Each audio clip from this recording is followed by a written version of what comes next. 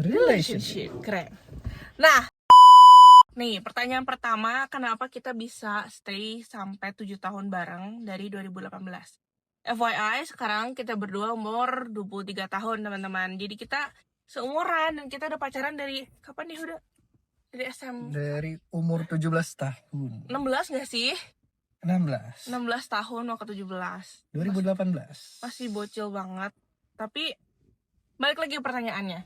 Kamu pegang ini deh biar gak sendirian banget. Aku pegang Belen. Udah aja ke pertanyaan. Kenapa kita bisa 7 tahun bareng-bareng? Jujur Li, jujur banget. Sebenarnya aku juga gak nyangka sih guys. Kayak kita bakal selama ini. Kalau lu nyangka gak sih sebenarnya? Enggak. Oke, thank you guys. Gak bercanda. Tapi kayak apa yang membuat kita bertahan sih sebenarnya? Ya, kalau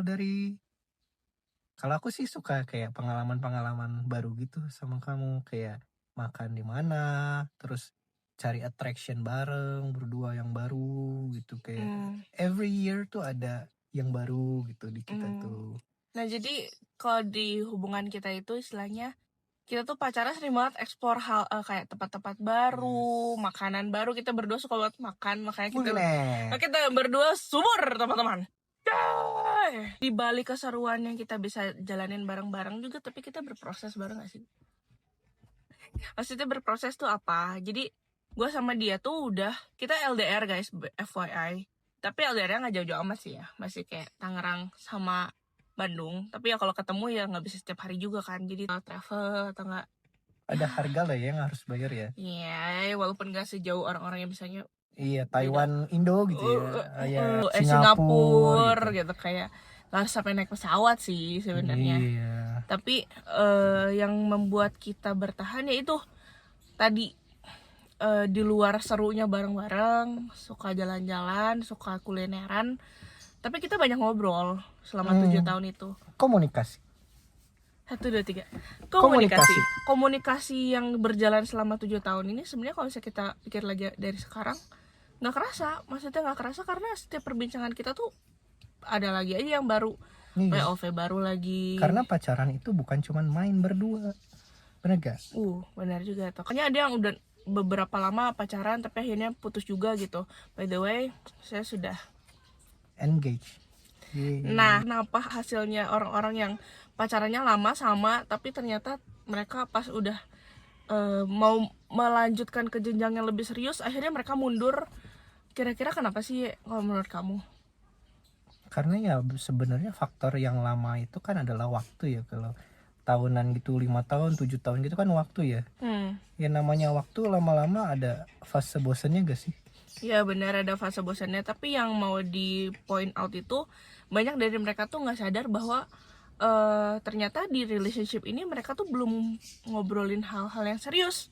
Bahkan kayak pada saat udah mau serius mereka baru kayak, oh iya ya ternyata kita belum banyak ngobrol nih. Tapi kadang sayangnya tuh kayak it's too late, atau ternyata pas udah mau ngobrol serius ternyata wah beda nih gitu. Kok gue baru tahu ya ternyata pasangan gue tuh kayak gitu dan sebagainya. Kalau puji Tuhannya apa yang gue pikirin sama yang dia pikirin tuh sama, dan apa yang menjadi visinya gue sama dia dari awal pun setara. Jadi itu menjawab pertanyaan kedua. Betul, pertanyaan kedua, apa yang perlu di-upgrade sih kalau misalnya kita mau, misalnya kalian nih mau pacaran lama juga nih. Tapi sebenarnya ya, menurut lo pacaran yang lama tuh itu sebuah esensi yang penting gak sih? Ya kalau gue penting ya, maksudnya kayak namanya pacaran kan saling mengenal lebih dalam kan. Jadi ya selama fase-fase itu ya kita kenalan, maksudnya dari komunikasi kita terbuka kan. Kalau pacaran nanti akhirnya married, kita komunikasi gitu kan, bukan cuman segi komunikasi kita berdua, tapi harus komunikasi sama orang tua, family besar kita gitu. Jadi ya itu harus terus ada gitu. Iya, karena menurut gua menjalin sebuah hubungan yang serius dan istilahnya kayak lu mau seumur hidup lagi kan, misalnya gua sama lu mau married dan gua bakal hidup sama lu seumur hidup. Hal-hal yang harus dibahas kan banyak. Terus kayak penyesuaiannya pun banyak. Tapi esensinya untuk misalnya kan kalau kita karena emang udah pacaran dari 16 tahun, Jadi nggak mungkin dong cuma 2 tahun kita married. Ya kali kita married 18 tahun kita mau makan Indomie. Masih muda bro. Kayak income belum ada, apa belum ada, segala belum ada kan nggak mungkin ya. Betul. Tapi kan maksud gue ini kalau misalnya menurut gue justru nggak harus, jadi kayak esensinya nggak harus sampai kayak kita gitu 7 tahun, ada yang sampai 11 tahun gitu misalnya. Kayak nggak harus sampai segitu. Justru kalau misalnya kalian yang nonton ini, misalnya kalian baru mau pacaran umur 20 tahun ke atas gitu. Misalnya kalian udah punya income, kalian udah punya stability, stability, terus kalian mau dan ketemu sama yang istilahnya pasangan kalian yang sama, iya bisa jadi it takes only 2-3 tahun. Ketika kalian merasa udah siap sih, iya, aja. Benar. Iya lagi dia setuju. Balik lagi ke upgrading diri sendiri. Jadi pada saat lu sama pasangan lu, misalnya gue sama lu gitu, udah mau udah mau ke jenjang yang lebih serius, perbincangan kita tuh udah bukan lagi sekedar nongkrong kemana, makan apa. Soalnya kita kayak tiap tahun kita bikin kayak target tahun depan apa ya, target tahun ini apa ya gitu di awal tahun.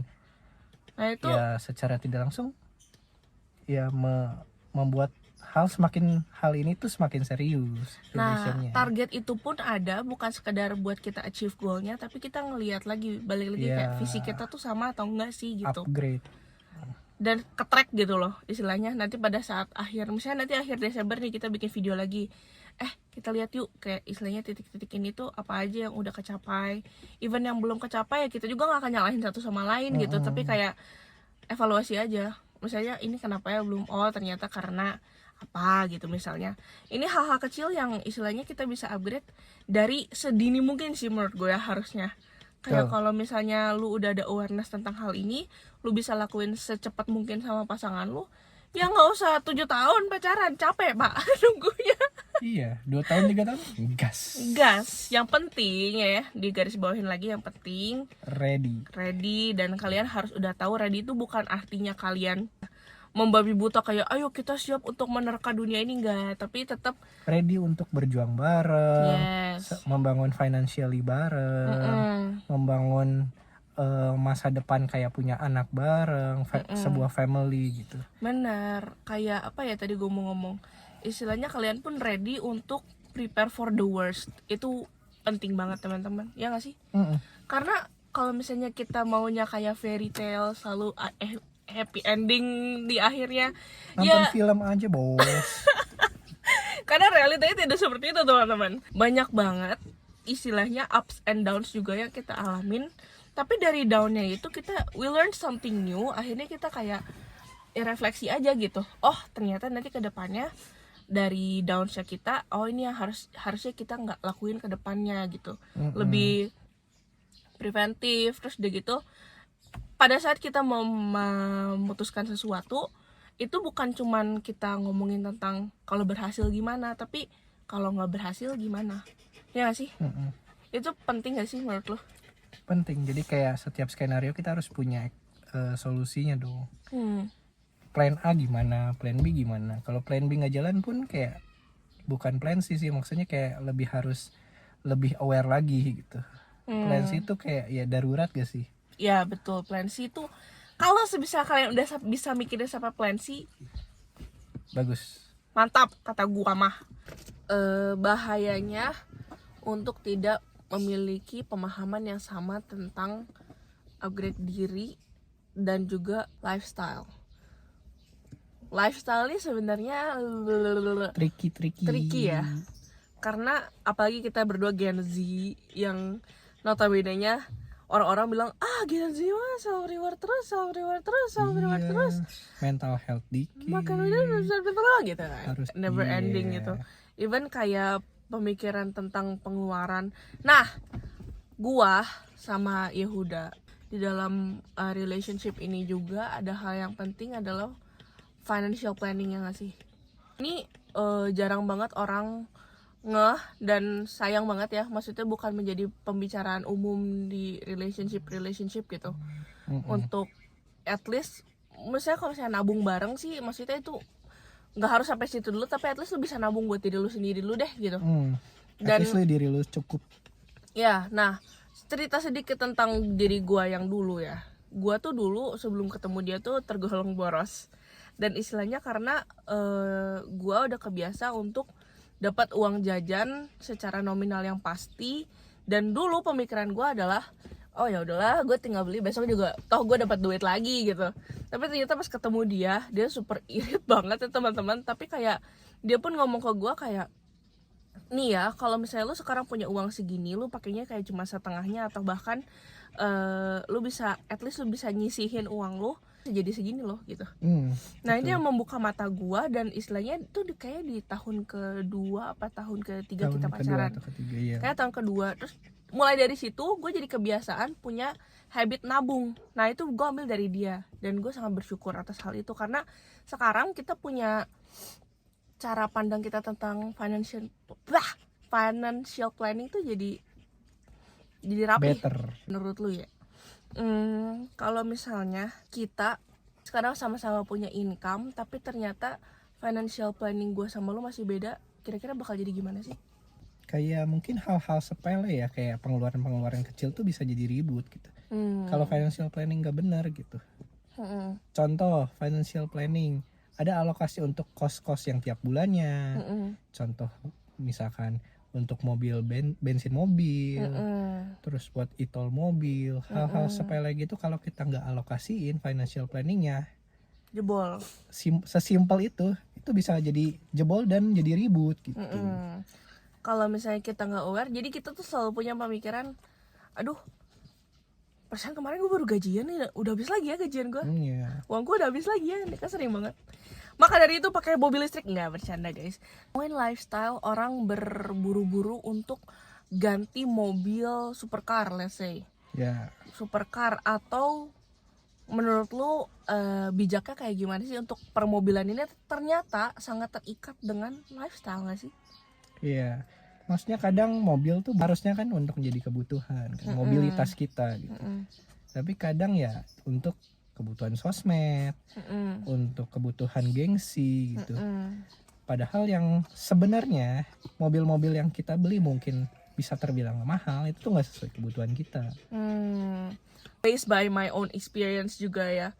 Pada saat lu memiliki mobil karena lu mau tapi ternyata lu belum siap, jujur nih, gue dikasih privilege untuk memiliki mobil yang dikasih dari bokap gue gitu misalnya. Tapi turns out gue tuh belum siap untuk mentally isi bensin. Setiap bulan gue harus keluar lebih dari 1 juta untuk bensin gue doang gitu. Dan ini membuat gue sadar kalau misalnya in case ini mobil fully buat gue tuh sebenarnya belum siap. Maka dari itu gue kayak memikirkan apa ke depannya, dibandingin gue memaksakan untuk misalnya let's say gue dapat supercar, kayaknya lebih bagus gue ada pemikiran gue apa yang paling murah, apa yang paling irit, dan apa yang istilahnya paling cuan gitu. Masuk kantong lah Rama, karena menurut gue isi bensin sebulan lebih dari 1 juta itu sakit guys, sakit banget untuk penghasilan gue yang let's say kayak belum gimana gede gitu. Ini pacarnya tuh lumayan mahal sih. Lumayan mahal. Tapi gimana persetujuan komunikasi kalian? Dan istilahnya balik lagi, kalian berdua mau saling mendukung, saling upgrade, saling ngingetin. Itu juga penting, dan istilahnya kalian tuh ada di sini bukan cuma sekedar sebagai teman yang nemenin doang itu loh. Bukan cuman hahihi perbincangannya. 7 tahun kita ngobrol, ya istilahnya gue pernah nanya gitu kan, apa yang membuat lu tuh yakin bahwa he's the one gitu. Ngomong, ya lu bayangin aja lu bakal ngobrol sama orang itu for the rest of your life, gak ada yang lu bisa lakuin selain lu ngobrol sama dia. Lu bisa gak ngobrol sama dia lebih dari 50 tahun ke depan? Kayak gitu. Kontrak seumur hidup gitu ya. Karena kalau misalnya lu bisa ngebayangin lu ngobrol sama dia seumur hidup, ya itu tanda yang bagus, tapi ngobrolnya yang benar ya gitu. Pesan buat yang mau cari pasangan atau yang sekarang lagi struggling mungkin ya, mungkin usianya ada yang di atas kita, atau sekarang lagi kayak kok gue apa sekarang belum dapat pasangannya, apa yang harus gue lakuin, apakah gue yang kurang, ataukah apakah yang bisa gue lakukan untuk gue bisa mendapatkan pasangan yang setara dan se-value gitu. Apa menurut lo? Mungkin ya kalau secara kesiapan diri ya, kalau lu bisa mempersiapkan diri lu sendiri aja dulu. Lu bisa menyiapkan diri lu secara penuh gitu. Dari segi lu bisa menghidupi living cost lu sendiri, lu bisa merawat diri sendiri dengan sangat baik gitu ya. Kayak lu everything yang berkaitan dengan diri sendiri lu bisa handle gitu. Ya. Karena kalau lu dalam relationship, lu bertanggung jawab atas hidup lu dan pasangan lu gitu. Ternyata bukan salahnya orang lain yang nggak mau gue, tapi ternyata lu belum Figuring out. Iya, lu belum figure out yourself, tapi lu mau orang lain yang figure itu tentang diri lu tuh nggak bisa. Iya. Ya nggak sih? Nanti akhirnya lu malah demanding orang itu kayak, kok lu nggak memenuhi gue sih? Ya nggak sih? Kalau malah jadi membuat gue sengsara atau gimana, lu pasangan kamu itu bukan tempat untuk memenuhi kamu, ngerti gak sih? Tapi kamu dan pasangan kamu saling melengkapi, akhirnya kalian berdua penuh dan bisa maksimal di relationshipnya, bisa berbuah buat orang lain. Jadi nggak saling menuntut, bukan lu harus mengisi kekosongan gue dan gue harus mengisi kekosongan lu. Ya nggak sih? Tapi kita berdua harus penuh. Ya udah. Iya. Gitu teman-teman. Segitu ya teman-teman. Kalau misalnya ada pertanyaan lagi atau ternyata kalian suka sama podcast ala kadarnya ini dengan suara kambing di belakang, don't forget to like, comment, subscribe. Thank you guys. Bye bye.